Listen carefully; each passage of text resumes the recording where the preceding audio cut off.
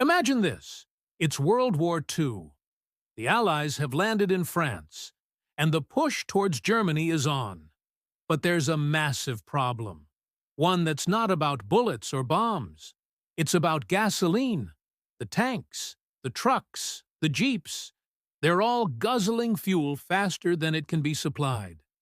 The front lines are grinding to a halt, not because of the enemy, but because they're running on empty.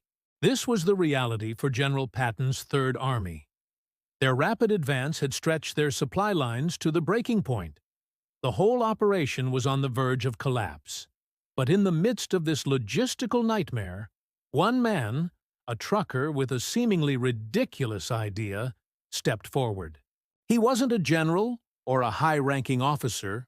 He was Lieutenant Colonel John Jack Redding, a transportation officer who understood the roads better than anyone.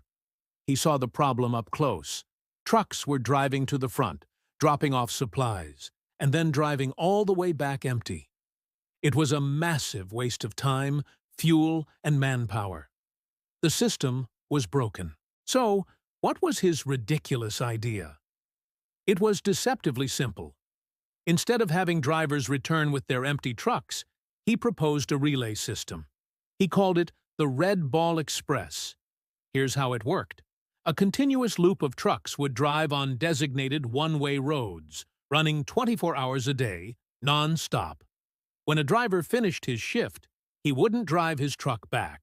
He'd simply pull over at a designated camp, get some rest, and then take over the next truck that came along heading in the opposite direction.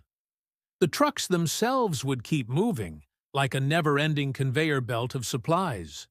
To most of the top brass, this sounded like organized chaos. Taking a driver out of his own truck? A constant relay? It went against every established military protocol. It seemed inefficient and, well, ridiculous.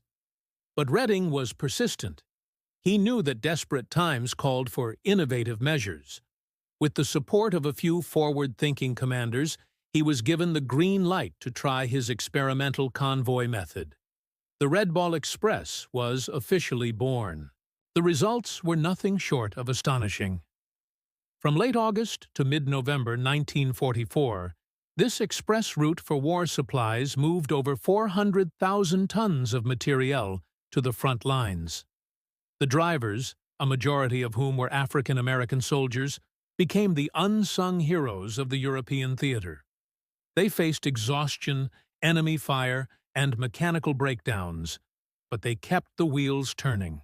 Redding's ridiculous method didn't just work, it slashed supply delivery times and cut losses by an estimated 90%. It was the lifeblood that fueled the Allied advance, proving that sometimes the most revolutionary ideas come not from a grand strategy room, but from someone on the ground who simply sees a better way to get the job done.